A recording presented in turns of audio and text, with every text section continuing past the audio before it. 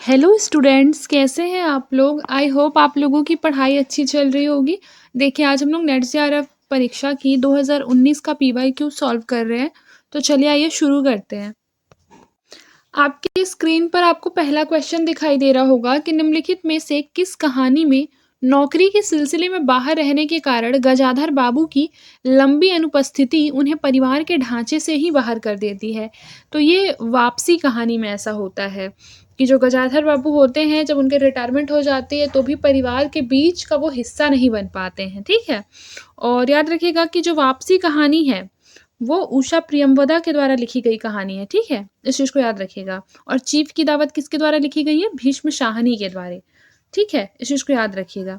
और याद रखिएगा, चीफ की दावत का जो मुख्य पात्र है वो श्यामनाथ है। ये question last year CG set में पूछा भी गया था कि चीफ की दावत कहानी का मुख्य पात्र क्या है। ठीक है, तो ऐसे दे देता है श्यामनाथ, रामनाथ, इस तरह से करके। तो याद रखिएगा श्यामनाथ। फिर देखिए, हमारा सेकंड नंबर क्वेश्चन है कि प्रेमचंद की किन कहानियों में देसी रियासतों के राजाओं का चरित्र और वहां के चलने वाली राजनीतिक गतिविधियों का चित्रण मिलता है। तो याद रखिएगा, ये शतरंज के खिलाड़ी में आपको मिलेगा और रियासत का दीवान में। इस तरह से ऑप्शन नंबर सी इसका करेक्ट आंसर होगा। सबसे पहले देखिए, रियासत का दीवान और शतरंज के खिलाड़ी मुंशी प्रेमचंद की इन दो कहानियों में देसी रियासतों के राजाओं का चित्रण मिलता है। ठीक है, इस चीज को याद रखिएगा। ये क्वेश्चन भी पूछा जा सकता है कि रियासत का दीवान एवं शतरंज के खिलाड़ी के जो कहानीकार है वो कौन है। तो याद रखिएगा, मुंशी प्रेमचंद। ठीक है, आपको याद होना चाहिए कि मुंशी प्रेमचंद ने लगभग 300 से भी अधिक कहानियां लिखी हैं। ठीक है। फिर देखिए, अगला क्वेश्चन है कि द्विवेदी युगीन कविता की मुख्य प्रवृत्तियां क्या है। तो इस चीज को याद रखिएगा, समाज सुधार एवं इतिवृत्तात्मकता। ठीक है, इस चीज को याद रखिएगा। और एक बात और याद रखिएगा कि डॉक्टर नगेंद्र ने द्विवेदी युग को जागरण सुधार काल के नाम से अभिहित किया है। और जो द्विवेदी युग है उसका कार्यकाल माना जाता है 1900 से लेकर 1918। इस चीज को भी याद रखिएगा। और आचार्य रामचंद्र शुक्ल जी ने द्विवेदी युग को नई धारा द्वितीय उत्थान के अंतर्गत रखा है। ठीक है। और फिर है, बिंब के अनिवार्य तत्व कौन से हैं। तो याद रखिए, बिंब के अनिवार्य तत्व होते हैं कल्पना और फिर देखिए अगला क्वेश्चन क्या है। सबसे पहले देखिए, बिंब के अनिवार्य तत्वों में हो जाएगा कल्पना और हो जाएगा विवरणात्मकता, यानी कि ऑप्शन नंबर बी इसका करेक्ट आंसर होगा। देखिए, कल्पना एवं विवरणात्मकता बिंब के अनिवार्य तत्व है। बिंब शब्द जो है अंग्रेजी के इमेज शब्द का हिंदी रूपांतरण है, जिसका अर्थ क्या होता है? मूर्त रूप प्रदान करना। अपने काव्य सिद्धांत की निर्मित के लिए किस पाश्चात्य आचार्य ने सहजानुभूति की अवधारणा का सहारा लिया है। तो याद रखिएगा, ये क्रोचे थे। ठीक है, ऑप्शन नंबर बी क्रोचे। देखिए, क्रोचे के महत्वपूर्ण ग्रंथों के बारे में भी पूछा जाता है एग्जाम में। देखिए, जैसे देखिए, क्रोचे ने एस्थेटिक नाम का एक ग्रंथ लिखा है। और ये अगर पूछा जाए कि एस्थेटिक नामक जो ग्रंथ है वो कौन सी भाषा में लिखा गया है, तो आपको टिक करना है इतावली भाषा में। ठीक है, इतावली भाषा। और क्रोचे अभिव्यंजनावाद के भी प्रवर्तक माने जाते हैं। ठीक है, इस चीज को भी याद रखिएगा। फिर देखिए, अगला क्वेश्चन क्या है, प्रकाशन काल के अनुसार निबंध संग्रहों का सही अनुक्रम। तो देखिए, सबसे पहले श्रृंखला की कड़ियां महादेवी वर्मा की है, ये 1942 में प्रकाशित हुआ था। अशोक के फूल तो बहुत इंपॉर्टेंट है, हजारी प्रसाद द्विवेदी जी का, आप लोगों ने पढ़ा भी होगा, ये 1948। फिर अर्धनारीश्वर जो है इसका हो जाएगा 1952। और फिर है शिरीष की याद आई, इसका हो जाएगा 1995। ठीक है, ये सारा डेट आपको एकदम अच्छी तरह से याद होना चाहिए। ठीक है, इस तरह से करेक्ट आंसर होगा ऑप्शन नंबर सी। फिर देखिए क्या लिखा हुआ है, असर्शन में है कि दलित चिंतन और साहित्य में अभिव्यक्त मनुष्य गांधी का हरिजन ही हो। ये बात सही है। फिर है तर्क में, क्योंकि दलित साहित्य में मुख्यतः बाबा साहब अम्बेडकर के सामाजिक राजनीतिक चिंतन को अपनाया गया है। ये बात भी बिल्कुल सही है। इस तरह से ऑप्शन नंबर बी जो होगा इसका करेक्ट आंसर होगा। देखिए, लिखा है कि निम्नलिखित में से हिंदी के यात्रा वृत्तांत कौन कौन से हैं। तो अरे यायावर याद रहेगा, रहेगा याद, और आखिरी चट्टान तक, ये दोनों जो है ये हिंदी के यात्रा वृत्तांत हैं। देखिए, अरे यायावर रहेगा याद, ये यात्रा वृत्तांत है, अज्ञेय के द्वारा लिखा गया है। आखिरी चट्टान तक ये भी यात्रा वृत्तांत है, जो कि लिखा गया है मोहन राकेश के द्वारा। याद हो कि न याद हो, ये संस्मरण विधा के अंतर्गत आता है। काशीनाथ सिंह जो है ये इसके रचनाकार माने जाते हैं और जिसकी याद हमेशा रहेगी ये एक संस्मरण है, अमृत राय के द्वारा लिखा गया है। ठीक है, इस चीज को अच्छी तरह से याद रखिएगा। जयशंकर प्रसाद के द्वारा रचित काव्य कौन से हैं? जैसे देखिए, उर्वशी जयशंकर प्रसाद जी के द्वारा लिखा गया है। झरना जयशंकर प्रसाद जी के द्वारा लिखा गया है। इसमें करेक्ट आंसर हो जाएगा ऑप्शन नंबर बी। ठीक है, देखिए ये सारा जो है ये जयशंकर प्रसाद जी की ही रचना है, लेकिन तितली और इरावती ये जयशंकर प्रसाद जी की उपन्यास है। ठीक है, और उर्वशी और झरना इनके काव्य संग्रह है। ठीक है, ये आप याद रखेंगे। फिर देखिए हमारा अगला क्वेश्चन क्या है कि अग्निलीक और उन्मुक्त, ठीक है, कि गीति नाट्य है। अग्निलीक एवं उन्मुक्त जो है ये गीति नाट्य है। तो इस तरह से देखिए तो ऑप्शन नंबर बी इसका करेक्ट आंसर होगा। देखिए सबसे पहले अग्निलीक, अग्निलीक के जो रचनाकार है वो है भरत भूषण अग्रवाल और उन्मुक्त के जो रचनाकार है वो है सियाराम शरण गुप्त। नेपथ्य राग के हैं मीराकांत। त्रिशंकु के हैं अज्ञेय। अब देखिए काव्य पंक्तियां और रचनाकार हैं। सबसे पहले देखिए पंडी असल सत्य बखड़ाई देही बुद्धि बसंत न जानी, ये है सरहपा का। फिर उसके बाद है 12 बरिस ले कुकर जिए 13 ले जिए सियार, ये है जागनिक का। ठीक है, याद रखिएगा। फिर है बड़ कौशल तू और राधे किनल कन्हाई लोचन आधे, ये विद्यापति का है। फिर है जाति ओछा पाती ओछा जन्मू हमार, ये है रैदास का। फिर देखिए हमारा अगला क्वेश्चन क्या है कि अच्छी हिंदी बस एक ही व्यक्ति लिखता था, यह कथन किस आलोचक ने किसके बारे में कहा था? तो ये जो कथन है वो महावीर प्रसाद द्विवेदी ने बाल मुकुंद गुप्त के बारे में लिखा था। ऑप्शन नंबर बी जो हो जाएगा ये इसका करेक्ट आंसर होगा। फिर देखिए क्या लिखा है कि न खास हिंदी न खास उर्दू जबान गोया मिली जुली हो, ये शिव प्रसाद सितारे हिंद का कथन है। देखिए रामविलास शर्मा के बारे में कुछ कथन दिया हुआ है और पूछ रहा है कि इनमें से कौन सा कथन जो है वो सही है। देखिए सबसे पहले क्या लिखा हुआ है कि साहित्य की प्रचारात्मकता का प्रश्न सामाजिक जीवन की यथार्थता की कसौटी पर हल किया जा सकता है, ये बात बिल्कुल सही है। फिर है वास्तविक जीवन तथ्यों को ओझल रखकर श्रेष्ठ साहित्य की रचना की जा सकती है, ये बात भी बिल्कुल सही है। फिर लिखा है पिछली संस्कृति से नाता तोड़कर हवा में नई संस्कृति को जन्म नहीं दिया जा सकता, बिल्कुल दिया जा सकता है, तो ये कथन गलत है। अतीत के बिना भी वर्तमान को समझा जा सकता है। देखिए पहली बात तो ये है वर्तमान को समझने के लिए अतीत को समझना भी बहुत इंपॉर्टेंट है, तो ये कथन भी हमारा गलत हो जाएगा। ठीक है, उसके बाद देखिए ऑप्शन नंबर ए इसका करेक्ट आंसर हो जाएगा। देखिए अगर इसमें रामविलास शर्मा का कथन नहीं भी दिया होता तो कॉमन सेंस के हिसाब से आप जो संभावना है उसको सही कर सकते थे और इन दोनों को गलत कर सकते थे और करेक्ट आंसर ऑप्शन नंबर ए जो है वो ला सकते थे। फिर अगला क्वेश्चन देखिए प्रकाशन काल के अनुसार निम्नलिखित कहानियों का सही अनुक्रम क्या है? तो याद रखिएगा उसने कहा था आकाशदीप ईदगाह परिंदे। ठीक है, देखिए उसने कहा था प्रकाशन वर्ष 1915, आकाशदीप का 1930, ईदगाह का 1933 और किसके द्वारा लिखा गया है वो भी देख लीजिएगा। फिर देखिए हमारा अगला क्वेश्चन जो है वो भारत भारती के संबंध में पूछ रहा है कि कौन सा स्टेटमेंट सही है। सबसे पहले लिखा हुआ है कि भारत भारती की रचना मुसद्द से मुसद्दो जज्जे इस्लाम की प्रेरणा से हुई है, तो ये बात बिल्कुल सही है।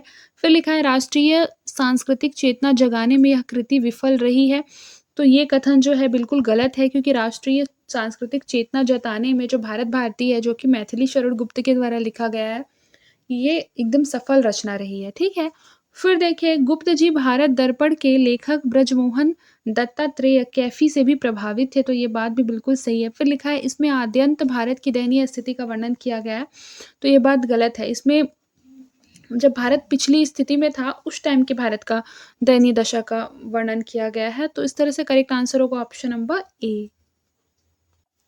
फिर देखिए निम्नलिखित में से दलित जीवन पर आधारित उपन्यास क्या है? तो याद रखिएगा सबसे पहले है धरती धन ना अपना, फिर है यथा प्रस्तावित। ठीक है, तो इस तरीके से आपका करेक्ट आंसर हो जाएगा ऑप्शन नंबर बी, ये दलित जीवन पर आधारित उपन्यास है। फिर देखिए हमारा अगला क्वेश्चन है, धरती धन न अपना जगदीश चंद्र। फिर है, ठिकरे की मंगनी। ठिकरे की मंगनी नाशिरा शर्मा के द्वारा लिखा गया है। कठ गुलाब मृदुला गर्ग के द्वारा लिखा गया, और ये काफी एग्जाम में पीवाईक्यू में बहुत रिपीट होता है। कठ गुलाब किसकी रचना है? मृदुला गर्ग की। उसके बाद है यथा प्रस्तावित। यथा प्रस्तावित जो है वो दलित उपन्यास है, गिरिराज किशोर के द्वारा लिखा गया है। ठीक है, ये आपको अच्छी तरह से याद रखना है। फिर देखिए प्रश्नकाल की दृष्टि से भीष्म साहनी के नाटकों का सही अनुक्रम क्या है? तो उसका करेक्ट आंसर हो जाएगा हानूश, माधवी, रंग दे बसंती चोला और आलमगीर। ऑप्शन नंबर ए इसका करेक्ट आंसर होगा। ठीक है, अब देख लेते हैं इसका प्रकाशन वर्ष क्या है। देखिए हानूश नाटक का प्रकाशन वर्ष 1977, माधवी का 1985, रंग दे बसंती चोला 1998, आलमगीर का है 1999।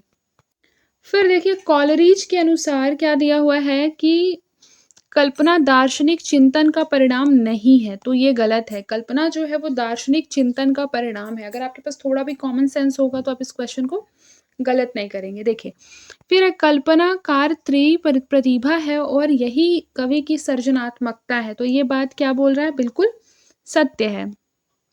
फिर है, कल्पना की मूल प्रकृति केवल अनुकृति परक है, तो इस चीज को याद रखिएगा कि जो कल्पना होती है उसकी जो मूल प्रकृति होती है वो केवल अनुकृति परक नहीं होती। फिर एक कल्पना में वैज्ञानिक श्रृंखलता नहीं होती है। तो इसका सबसे पहले तो ये वाला ऑप्शन सही है और ये वाला ऑप्शन सही है कि कल्पना की मूल प्रकृति जो है वो केवल अनुकृति परक है। ठीक है, ये दोनों बहुत ही एक्सट्रीम सेंटेंस और नेगेटिव सेंटेंस है, तो ये हमारा गलत हो जाएगा। तो एलिमिनेट करके अगर आंसर लाएं तो ऑप्शन नंबर सी इसका करेक्ट आंसर होगा। ठीक है, फिर देखिए निम्नलिखित में से कौन सा निबंध जो है रामचंद्र शुक्ल के द्वारा रचित निबंध नहीं है? तो इस चीज को याद रखिएगा। ऑप्शन नंबर बी सौंदर्य बोध एवं शिवत्व बोध। ऑप्शन नंबर बी इसका करेक्ट आंसर है। ये रामचंद्र शुक्ल के द्वारा लिखा गया निबंध नहीं है बल्कि अज्ञेय के द्वारा लिखा गया है। ठीक है, अज्ञेय, इस चीज को याद रखिएगा। ये रचना हमें बार बार सुनने के लिए नहीं मिलती है, इसलिए पूछा गया है। ठीक है, सौंदर्य बोध और शिवत्व बोध। किस आचार्य ने शक्ति लोक व्यवहार आदि से प्राप्त निपुणता एवं काव्यांगों की शिक्षा प्राप्त कर किए गए अभ्यास को काव्य का हेतु माना है? तो ये आचार्य मम्मट है। ठीक है, याद रखिएगा। आचार्य मम्मट ने शक्ति लोक व्यवहार आदि से प्राप्त निपुणता काव्यांगों की शिक्षा प्राप्त कर किए गए अभ्यास को काव्य हेतु माना है। हिंदी में प्रचलित सिफारिश किस भाषा का शब्द है? तो उसका करेक्ट आंसर हो जाएगा अरबी, ऑप्शन नंबर सी।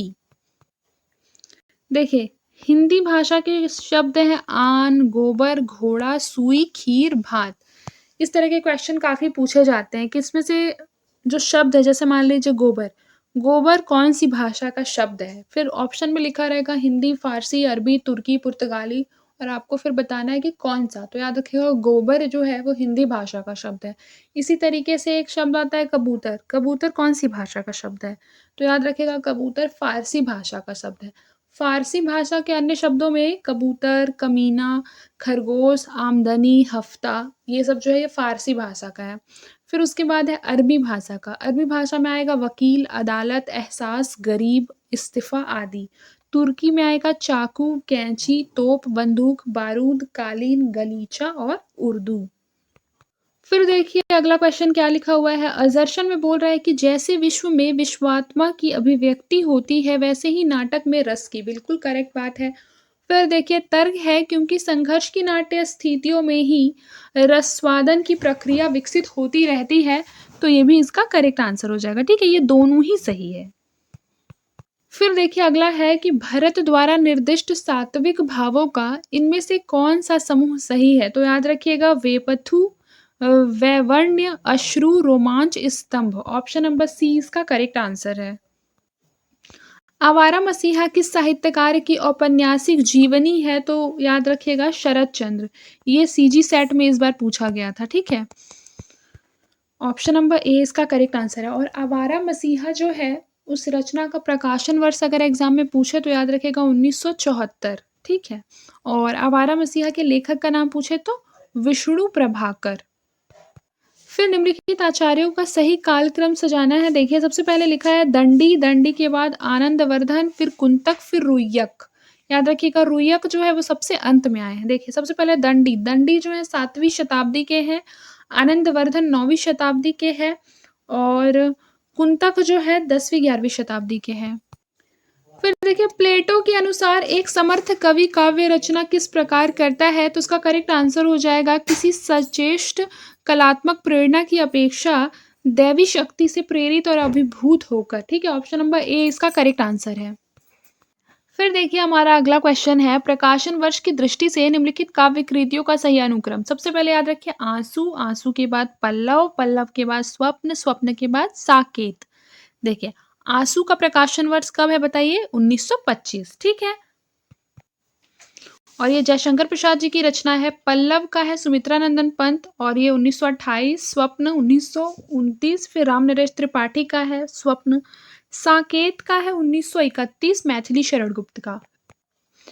फिर है निम्नलिखित उपन्यासों को उनके संबद्ध पात्रों के साथ सुमेलित कीजिए। देखिए सबसे पहले तमस, तमस का हो जाएगा रिचर्ड। उसके बाद देखिए राग दरबारी, राग दरबारी का हो जाएगा रंगनाथ। फिर हो जाएगा महाभोज, महाभोज में है सुकुल बाबू। झूठा सच, झूठा सच में हो जाएगा तारा। ठीक है, यानी कि ऑप्शन नंबर सी इसका करेक्ट आंसर हो जाएगा। रचना काल की दृष्टि से निम्नलिखित कवियों का सही अनुक्रम क्या है, तो याद रखिए सबसे पहले केशव दास है, फिर बिहारी है, फिर भूषण है, फिर सेनापति है। ऑप्शन नंबर ए जो हो जाएगा ये इसका करेक्ट आंसर होगा। ठीक है, फिर देखिए क्या लिखा हुआ है, कामायनी एक पुनर्विचार किसकी रचना है, मुक्तिबोध की। कामायनी एक पुनर्विचार किसकी रचना है बताइए, मुक्तिबोध की। फिर उसके बाद अधूरे साक्षात्कार है नेमीचंद्र जैन की।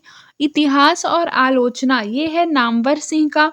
प्रेमचंद एवं उनका युग रामविलास शर्मा, यानी ऑप्शन नंबर ए जो होगा वो इसका करेक्ट आंसर होगा।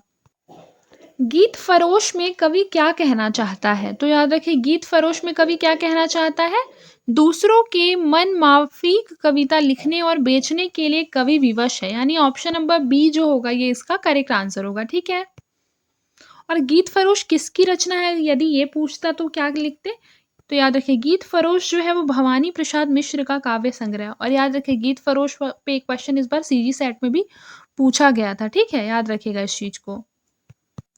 फिर देखिए अगला क्वेश्चन है निम्नलिखित विचारधाराओं को उनसे संबद्ध लेखकों से सुमेलित करना है। सबसे पहले विचारधारा है और लेखक।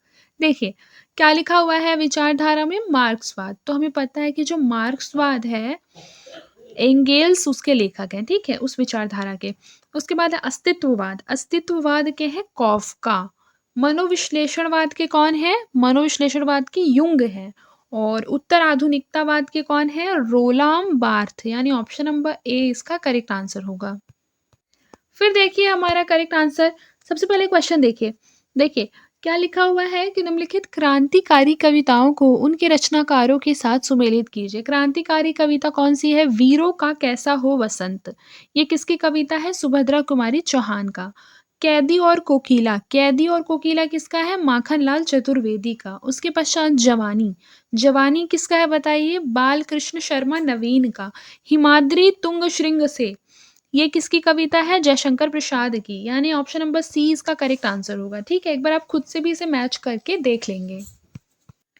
फिर देखिए इस मेले का मुख्य उद्देश्य है कि व्यापार की वृद्धि हो। यह किस प्रकार का वाक्य है, तो यह मिश्र प्रकार का वाक्य है। ठीक है, इस चीज को याद रखिएगा। और वाक्य कितने प्रकार के होते हैं रचना की दृष्टि से, 3 प्रकार के होते हैं, सरल वाक्य, मिश्र वाक्य और संयुक्त वाक्य।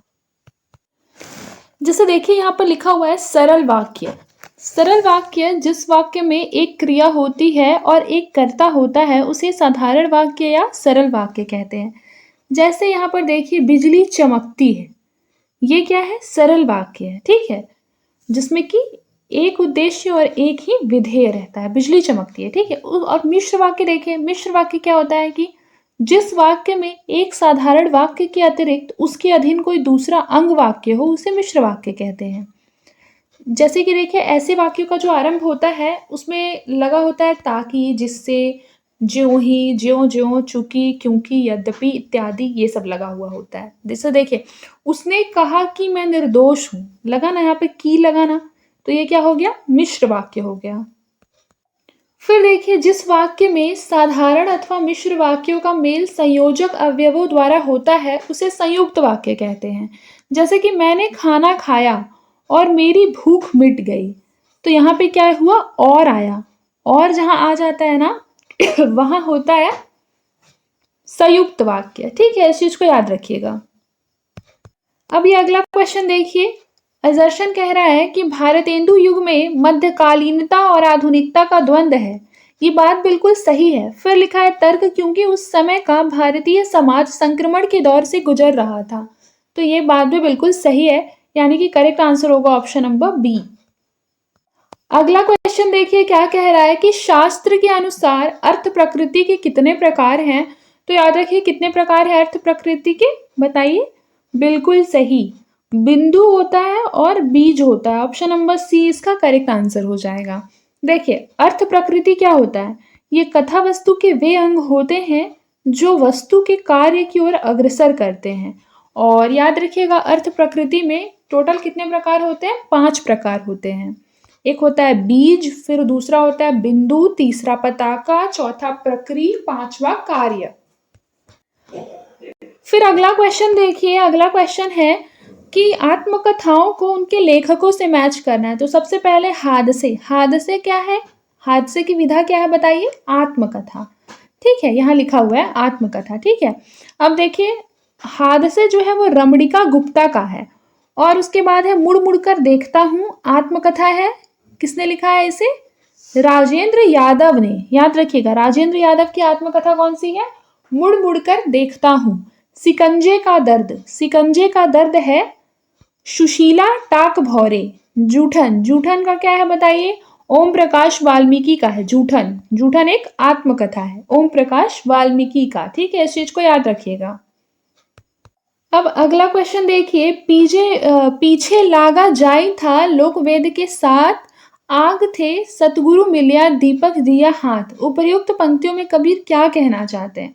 देखिए, कबीर क्या कहना चाहते हैं कि लोक और वेद की अनुसरण करने के कारण मैं परम तत्व से बहुत दूर हो गया था। ठीक है, फिर क्या लिखा हुआ है कि सतगुरु के ज्ञान रूपी प्रकाश में मैंने परम तत्व का साक्षात्कार किया। ए और सी जो होगा ये इसका करेक्ट आंसर होगा। फिर लिखा है निम्नलिखित में से कौन सी बोली पश्चिमी हिंदी की बोली नहीं है। तो याद रखिएगा, पश्चिमी हिंदी की कौन सी बोली नहीं है, मगही। मगही बिहारी हिंदी में आता है। ठीक है, इस चीज को याद रखिएगा। फिर देखिए, अगला क्वेश्चन क्या है, काव्य पंक्तियों को रचनाकारों के साथ मैच करना है। सबसे पहले लिखा हुआ है कौन परी यह बानी अरी नित निर्भरी गगरी ढरकावे। ये है प्रताप शाही का। उसके बाद है गुलगुली गुल में गलीचा है, गुन गुनी जल है, चांदनी है, चिक है, चिरागन की माला है। ये किसका है, ये पद्माकर का है। याद रखिएगा, ये बहुत फेमस पंक्ति है पद्माकर की कि गुलगुली गुल में गलीचा है, गुलीजन है, चांदनी है, चिक है, चिरागन की माला है। सेवक सिपाही हम उन राजपूतन के दान युद्ध जरिए में नेकू जेना मुरके। ये हो जाएगा ठाकुर की है ये। फिर देखिए, अमीधा उत्तम काव्य है, मध्य लक्षणा लीन, अधम व्यंजना रस, विरस उल्टी कहत नवीन। ये है देव की। ठीक है, इस चीज को याद रखिएगा। इस तरह से ऑप्शन नंबर बी जो होगा ये इसका करेक्ट आंसर होगा। फिर आइए देखिए, अगला क्वेश्चन क्या कह रहा है। देखिए, सबसे पहले है कीने हूं कोरिक जतन अब कही काढ़े कोनू, भोमन मोहन रूप मिली पानी में को लोनू। इन दोहे के संदर्भ में कौन सा इसका करेक्ट आंसर हो जाएगा। देखिए, सबसे पहले क्या लिखा हुआ है कि इसमें नायिका का कृष्ण के प्रति अनन्य प्रेम व्यंजित है। तो ये बात बिल्कुल सही है। फिर देखिए क्या लिखा हुआ है कि नायिका के मन रूपी सरोवर में कृष्ण का लावण्य पानी में नमक की तरह घुल गया है। ये बात भी सही है। लिखा है कृष्ण की रूपा शक्ति से नायिका अपने मन को अलग करना चाहती है। नहीं, ऐसा नहीं है। फिर है कोरिक का अर्थ होता है कचोटना, ये भी नहीं है। इस तरीके से करेक्ट आंसर होगा ऑप्शन नंबर डी। शब्द की जिस शक्ति से उसके सांकेतिक अर्थ का बोध हो वहाँ कौन सी शब्द शक्ति होती है। तो याद रखिएगा, वहाँ अमीधा शब्द शक्ति होती है। और शब्द शक्ति कितने प्रकार के होते हैं, 3 प्रकार के, अमीधा, लक्षणा और व्यंजना। फिर है अस्मिता मूलक विमर्श को किस साहित्यिक पत्रिका ने सर्वाधिक संवर्धित किया है। तो इस चीज को याद रखिएगा, हंस पत्रिका ने। ठीक है, याद रखिएगा। कवि कर्म और काव्य भाषा किस आलोचक की समीक्षा कृति है? तो याद रखिएगा, कवि कर्म और काव्य भाषा परमानंद श्रीवास्तव की है। ऑप्शन नंबर सी जो हो जाएगा ये इसका करेक्ट आंसर होगा। देखिए ये लेखक हैं और उनकी आलोचना कृति के नाम एक बार पढ़ लेते हैं, क्योंकि एग्जाम में ऐसे पूछ लेता है कि ये आलोचना कृति जो है वो कौन से लेखक की है। तो देखिए सबसे पहले मलयज। मलयज लेखक की आलोचना है कविता से साक्षात्कार, संवाद और एकालाप। रामस्वरूप चतुर्वेदी की आलोचना कृति है आचार्य रामचंद्र शुक्ल आलोचना का अर्थ। अर्थ की आलोचना आधुनिक कविता यात्रा, तार सप्तक से गद्य कविता, कविता का पथ, कामायनी का पुनर्मूल्यांकन। उसके पश्चात देखिए प्रभाकर श्रोत्रिय, ये कविता की तीसरी आंख, संवाद रचना एक यातना है, सौंदर्य का तात्पर्य। देखिए उत्तरकांड में कलियुग प्रसंग में तुलसीदास जी ने क्या लिखा है? तो याद रखिए उन्होंने लिखा है कि आचारहीन और वेद विरोधी लोग ज्ञानी और सन्यासी कहलाएंगे। ठीक है, इस चीज को याद रखिए। और उसके पश्चात क्या लिखा है कि पत्नी के मर जाने और घर गृहस्थी और संपत्ति के नष्ट हो जाने के बाद लूटे पीटे लोग ही सन्यास ग्रहण करेंगे। Option number C. Option number A इस तरीके से करेक्ट आंसर होगा। ठीक है, फिर अगला क्वेश्चन देखिए, लिखा है भाषा ठीक करने से पहले मैं मनुष्य को ठीक करना चाहता हूँ, समझे। प्रस्तुत संवाद चंद्रगुप्त नाटक की किस पात्र का है? तो याद रखिएगा यह चाणक्य का है। Option number B Chanakya. देखिए जयशंकर प्रसाद जी की अन्य रचनाएं इस प्रकार से है: सज्जन, कल्याणी, परिणय, करुणालय, प्रायश्चित, राज्यश्री, विशाख, अजातशत्रु, जन्मेजय का नाग यज्ञ, कामना, स्कंदगुप्त, एक घूंट, चंद्रगुप्त एवं ध्रुव स्वामिनी। ठीक है, ये सारा जयशंकर प्रसाद जी की रचनाएं हैं। देखिए दिवस का अवसान समीप था, गगन था कुछ लोहित हो चला, तरु शिखर पर थी अब राजती, कमलिनी कुल वल्लभ की प्रभा। इन काव्य पंक्तियों से क्या आशय है? तो याद रखिएगा इसमें बताया जा रहा है कि जैसे देखिए यहाँ लिखा है ना, गगन था कुछ लोहित हो चला, तो इसका अर्थ होता है कि आसमान में लालिमा फैलने लगी थी। ठीक है, और यहाँ पे बोल रहा है दिवस का अवसान समीप था, मतलब कि सूर्यास्त हुआ नहीं था, होने वाला था। तो सूर्यास्त हो गया था तो ये तो पहले ही गलत हो जाएगा। ए गलत हो गया तो दो ऑप्शन एलिमिनेट कर दीजिए। फिर देखिए बी हमारा सही है, तो ये भी हो सकता है सी भी। अब ऑप्शन नंबर सी पढ़िए, क्या लिखा है कि चिड़िया अपने नीड़ों में विश्राम कर रही थी। ऐसा तो कुछ लिखा ही नहीं है। लिखा है कि पेड़ों की फुनगियों पर सूरज की आखिरी किरणें विराजमान थी, तरु शिखर पर थी राजती, कमलिनी कुल वल्लभ की प्रभा। तो ये बात सही है। इस तरीके से बी और डी इसका करेक्ट आंसर है, मतलब ऑप्शन नंबर बी जो होगा ये इसका करेक्ट आंसर होगा। आपको भी बिल्कुल इसी तरीके से किसी क्वेश्चन को अप्रोच करना है। मैंने यूट्यूब पे बहुत सारे वीडियोस देखे हैं, मतलब सारे टीचर्स ने ऐसे अच्छा पढ़ाया है, लेकिन देखिए क्वेश्चन को उन लोगों ने जो PYQ सॉल्व करा रहे हैं उसमें उसका एक्सप्लेनेशन उनको थोड़ा और अच्छी तरीके से पढ़ाना चाहिए कि क्वेश्चन को कैसे अप्रोच करना है। क्वेश्चन देख के आंसर तो मतलब कोई भी बता सकता है। ठीक है, तो आप उसी तरीके से देखिए कि आपको क्वेश्चन कैसे अप्रोच करना है।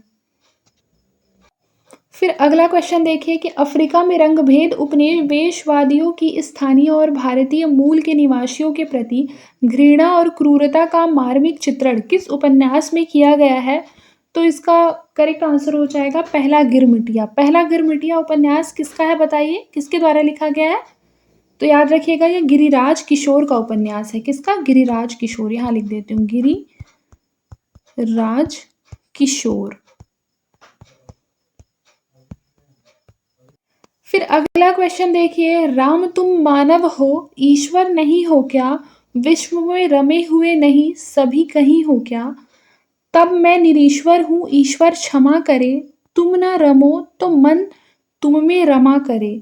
आधुनिक दृष्टिकोण से प्रेरित मैथिली शरण गुप्त ने राम के विषय में यह काव्योक्ति किस काव्य ग्रंथ में लिखा है? तो यह साकेत में लिखा है। ठीक है, फिर देखिए लिखा भीष्म साहनीकृत तमस उपन्यास का कथानक किन मुख्य विषयों पर केंद्रित है? तो याद रखिए इसमें विभाजन की त्रासदी का वर्णन किया गया है और उसके अतिरिक्त सांप्रदायिक विद्वेष का वर्णन किया गया है। इस हिसाब से यदि देखा जाए ऑप्शन नंबर ए जो होगा ये इसका करेक्ट आंसर होगा। देखिए, भीष्म शाहनी के अन्य उपन्यासों में झरोखा, कणियाँ, बसंती, मयादास की माड़ी, कुंतो, नीलू नीलिम नीलोफर, ये सारे हैं, ठीक है? इस चीज़ को याद रखिएगा, ये भीष्म शाहनी के उपन्यास हैं। जैसे देखिए क्वेश्चन मान लीजिए ये पूछता है एग्ज़ाम में कि नीलू नीलिम नीलोफर किसका उपन्यास है? तो आपको ऑप्शंस देखते ही एकदम फट से टिक करना है कि यस ये भीष्म शाहनी का उपन्यास है, ठीक है? जैसे देखिए ये क्वेश्चन है कि प्रकाशन काल के अनुसार उपन्यासों का सही अनुक्रम, तो सबसे पहले देखिए परीक्षा गुरु। परीक्षा गुरु सबसे पहले आएगा। देखिए हम सबको पता है कि परीक्षा गुरु पहला उपन्यास है, तो 2 ऑप्शन तो ऐसे ही एलिमिनेट हो गए, ठीक है? फिर परीक्षा गुरु यदि पहला उपन्यास है तो ये 2 ऑप्शन है।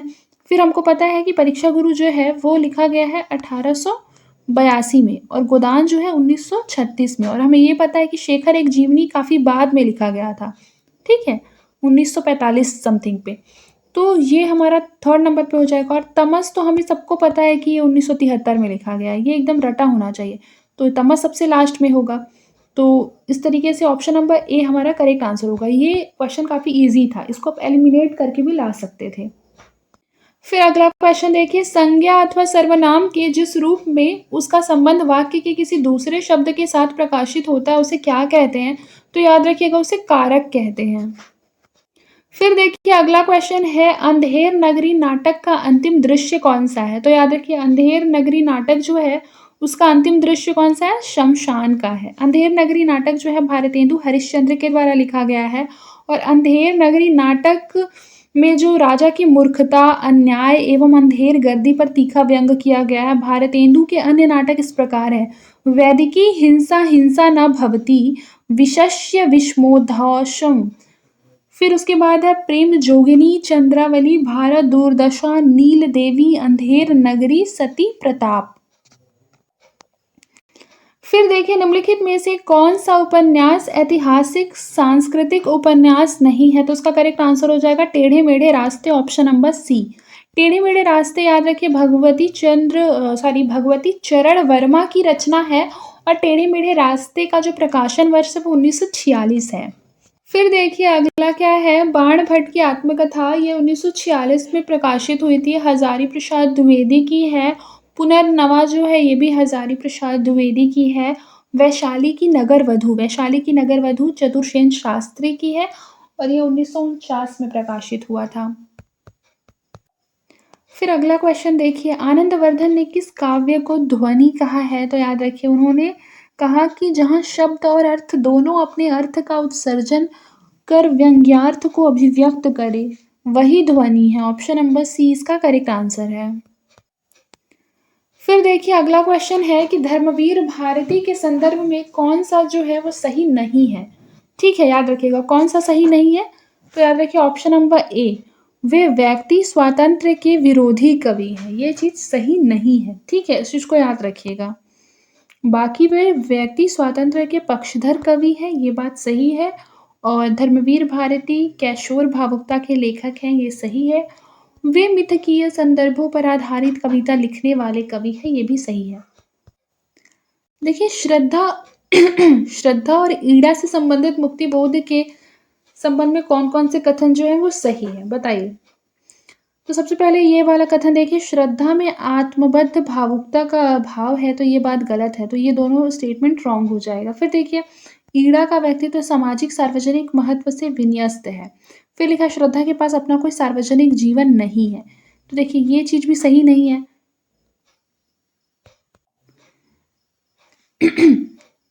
देखिए सबसे पहले तो हम लोगों ने ये और ये रॉन्ग किया था, ठीक है, क्योंकि श्रद्धा के पास भावुकता थी। ईड़ा बुद्धिवाद का प्रतीक नहीं है, ये तो हम इजीली रॉन्ग कर सकते हैं कि जो ईड़ा थी वो बुद्धिवाद का प्रतीक नहीं थी, ठीक है। तो याद रखिए इस तरीके से अगर हम 2 ऑप्शन को एलिमिनेट कर देते हैं तो हमारा करेक्ट आंसर निकल कर आता है ऑप्शन नंबर बी।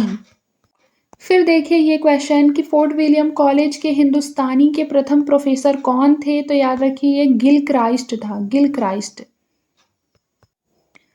फिर देखिए कि निम्नलिखित में से व्यंग रचनाएं कौन सी है? तो याद रखिए व्यंग रचनाएं इनमें से कौन सी है? ऑप्शन नंबर डी, निषाद बांसुरी और जीप पर सवार इल्लियां। ऑप्शन नंबर डी इसका करेक्ट आंसर हो जाएगा। फिर देखिए उर्वशी पर लिखी गई किसकी समीक्षा से विवाद उत्पन्न हो गया था? तो ये भगवत शरण उपाध्याय, भगवत शरण उपाध्याय है, उनकी समीक्षा से क्या हो गया था? विवाद उत्पन्न हो गया था। इन्होंने जो उर्वशी पर समीक्षा लिखा था। जमीन पक रही है किसकी कविता संग्रह है? तो इस चीज को याद रखिएगा, जमीन पक रही है ये केदारनाथ सिंह की कविता संग्रह है। और इनके अन्य कविता संग्रह हैं अभी बिल्कुल अभी, फिर है तालस्ताय और साइकिल यहाँ से देखो। नागार्जुन का मूल नाम क्या था? वैद्यनाथ मिश्र। इनका पहला साहित्यिक उपनाम यात्री था। फिर देखिए अगला क्वेश्चन क्या है? किस विद्वान ने कहा था कि बुद्ध देव के बाद भारत में सबसे बड़े लोकनायक तुलसीदास जी थे? तो इसका करेक्ट आंसर हो जाएगा George Grierson, option number B. फिर देखिए अगला क्वेश्चन क्या है कि कवि के भार को बहुत बड़ा बताते हुए किस आचार्य ने कहा कि ऐसा ना कोई शब्द है, न अर्थ, न न्याय और न कला जो काव्य का अंग न बन सके? तो इसका करेक्ट आंसर हो जाएगा भामह। देखिए प्रकाशन वर्ष की दृष्टि से निम्नलिखित काव्य कृतियों का सही अनुक्रम क्या है? तो याद रखिए कुकुरमुत्ता, फिर विष्णुप्रिया, आंगन के पार द्वार, चांद का मुंह टेढ़ा है। ऑप्शन नंबर बी इसका करेक्ट आंसर है। देखिए सबसे पहले क्या लिखा हुआ है? कुकुरमुत्ता। कुकुरमुत्ता याद रखिएगा सूर्यकांत त्रिपाठी निराला का है और प्रकाशन वर्ष है इसका 1942। उसके पश्चात है विष्णुप्रिया। विष्णुप्रिया है मैथिली शरण गुप्त और प्रकाशन वर्ष है इसका 1957। उसके पश्चात है आंगन के पार द्वार, ये रचनाकार अज्ञेय का है और प्रकाशन वर्ष जो है 1961। उसके पश्चात है चांद का मुंह टेढ़ा है, गजानन माधव मुक्तिबोध 1964। फिर देखिए अगला क्वेश्चन है कि सिद्धों से संबंधित रामचंद्र शुक्ल के कौन से कथन सही हैं? तो याद रखिएगा ब्रजयान में आकर महासुखवाद का प्रवर्तन हुआ, ये बात सही है। और सिद्धों का साहित्य शुद्ध साहित्य के अंतर्गत नहीं आता है, ये बात भी सही है। ठीक है, और नाथ पंथ सिद्धों की परंपरा से ही निकला है, इसमें लिखा है नहीं निकला है, तो बी को सबसे पहले एलिमिनेट कीजिए। फिर सिद्धों की वाणियाँ जो है वो सांकेतिक नहीं है, तो बिल्कुल है। ठीक है, तो ये दोनों को हटाइए और करेक्ट आंसर ऑप्शन नंबर ए होगा। फिर देखिए अगला क्वेश्चन क्या है? अरस्तु के विरेचन पद की व्याख्या विद्वानों ने किन अर्थों में की है? तो इसका करेक्ट आंसर होगा धर्मपरक और कलापरक। ऑप्शन नंबर ए इसका करेक्ट आंसर है। फिर देखिए रचना काल के अनुसार निम्नलिखित कवियों का सही अनुक्रम। तो सबसे पहले देखिए सरहपा है, फिर लुइपा, पुष्पदंत, फिर है अर्धहमाड़। याद रखिएगा ये 7वीं शताब्दी, ये 8वीं और ये 10वीं और ये 14वीं शताब्दी में। फिर देखिए अगला क्वेश्चन है कि तात्विक दृष्टि से न तो हम कबीर को पूरे तरीके से अद्वैतवादी कह सकते हैं और ना एकेश्वरवादी। कबीर के संबंधित ये मतलब ये किसका विचार था?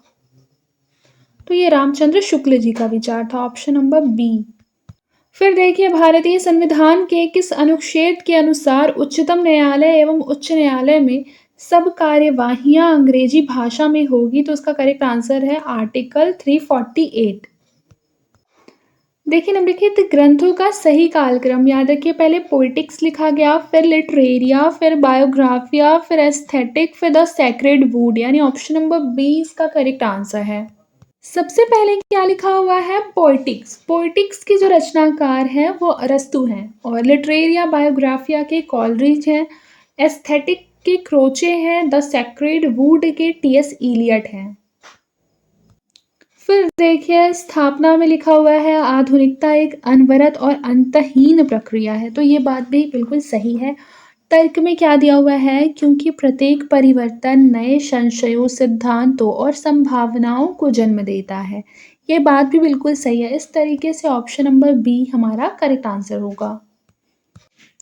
फिर देखिए मैं कहता हूँ आँखीं देखी, तू कहता कागज की लेखी, ये काव्य पंक्तियां से क्या आशय है? स्वानुभव शास्त्रीय ज्ञान से बड़ा होता है। ऑप्शन नंबर डी जो हो जाएगा, ये बात बिल्कुल सही है। ठीक है, और ये पंक्ति जो है कबीरदास जी की है। फिर देखिए अगला क्वेश्चन है कि मैंने भावना में एक भावना का वर्णन किया है, मेरे लिए वह संबंध संबंधों से बड़ा है। मैं वास्तव में अपनी भावना से प्रेम करती हूँ, जो पवित्र है, कोमल है, अनश्वर है। यह संवाद किस पात्र का किसके प्रति है? तो याद रखिएगा, यह मल्लिका का है अंबिका के प्रति, ऑप्शन नंबर सी। फिर देखिए यहाँ मिथकीय कविताओं को कवि से सुमेलित करना है। सबसे पहले याद रखिए प्रथम युगाथा। ये जो कविता है, इसके जो कवि है वो धर्मवीर भारती हैं। जय भारत के मैथिली शरण गुप्त जी हैं और आत्मजयी के कुंवर नारायण हैं। संशय की एक रात के नरेश मेहता है। इस तरीके से करेक्ट आंसर ऑप्शन नंबर ए होगा। फिर देखिए क्या लिखा है, अगला क्वेश्चन देखिए, सर्वमुख नामक अग्रवाल बनिया की कथा किस उपन्यास में उल्लेखित है? तो उसका जो करेक्ट आंसर हो जाएगा ये हो जाएगा देवरानी जेठानी की कहानी, ऑप्शन नंबर ए। फिर देखिए अगला क्वेश्चन क्या है कि निम्नलिखित में से विदेशी परिवेश पर आधारित कौन से उपन्यास नहीं है? तो जो इसका करेक्ट आंसर हो जाएगा ये हो जाएगा परिशिष्ट और चक्रव्यूह, यानी ऑप्शन नंबर बी जो होगा ये इसका करेक्ट आंसर हो जाएगा। ठीक है, परिशिष्ट याद रखिए गिरिराज किशोर का उपन्यास है। ठीक है, इस चीज को याद रखिएगा। और चक्रव्यूह जो है वो कुंवर नारायण का काव्य संग्रह है। याद रखिए चक्रव्यूह कुंवर नारायण का संग्रह है। इस चीज को अच्छी तरह से याद कर लीजिए, ये बहुत इंपॉर्टेंट है, इस साल आने का बहुत बहुत ज़्यादा चांसेस है। ठीक है, वे दिन जो है वो निर्मल वर्मा का है। सफ़र के साथी सुनीता जैन का उपन्यास है। वे दिन और सफ़र के साथी ये दोनों विदेशी परिवेश पर आधारित उपन्यास हैं। फिर अगला देखिए, नित्से का संबंध किस विचारधारा से है? तो अस्तित्ववाद से। अगला है तलाकशुदा माता पिता की संतान की मानसिकता पर आधारित उपन्यास कौन सा है? तो याद रखिए आपका बंटी, ऑप्शन नंबर सी। देखिए यहाँ क्या लिखा हुआ है कि काव्य का सर्वस्व अलंकार है। तो ये ऐसा बिल्कुल सही नहीं है कि काव्य का सर्वस्व अलंकार ही होता है, तो ये गलत हो जाएगा। फिर तर्क में लिखा है क्योंकि केवल अलंकारों से ही कविता कामिनी का आंतरिक और बाह्य सौंदर्य निखरता है। क्या ऐसा हो सकता है कि यदि हम कोई कविता कर रहे हैं तो उसमें केवल अलंकारों से ही सुंदरता हो उस काव्य की? तो ऐसा पॉसिबल नहीं है। इस तरीके से ये भी गलत हो जाएगा और करेक्ट आंसर होगा ऑप्शन नंबर सी। फिर देखिए क्या लिखा हुआ है, इनमें से कौन से अलंकार जो है वो सादृश्य मूलक है? तो याद रखिएगा सादृश्य मूलक अलंकार है व्यतिरेक और उत्प्रेक्षा, यानी ऑप्शन नंबर सी जो होगा ये इसका करेक्ट आंसर होगा। फिर देखिए हिंदी में नॉवेल के अर्थ में उपन्यास पद का प्रथम प्रयोग किसने किया था? तो इसका करेक्ट आंसर हो जाएगा Bharatendu Harishchandra, option number B. ठीक है, इस चीज को याद रखिएगा। फिर देखिए अगला क्वेश्चन क्या है कि सिद्ध हेमचंद्र शब्दानुशासन किस तरह का ग्रंथ है? तो याद रखिए व्याकरण संबंधी ग्रंथ है। फिर देखिए अगला क्या है, उर्वशी के तृतीय अंक के आधार पर कौन से कथन सही है? तो याद रखिए शक्तिशाली और दुर्दश पुरुष भी सुंदरियों के कटाक्ष से आहत हो जाते हैं। ठीक है, ये कथन सही है। फिर देखिए उर्वशी कहती है यह देह भाव भ्रांति है, ये भी बिल्कुल सही है, यानी कि ऑप्शन नंबर डी हो जाएगा हमारा करेक्ट आंसर। तो आज के लिए बस इतना, मिलते हैं नेक्स्ट क्लास में, तब तक के लिए अपना ख्याल रखिए और मन लगाकर पढ़ाई करते रहिए।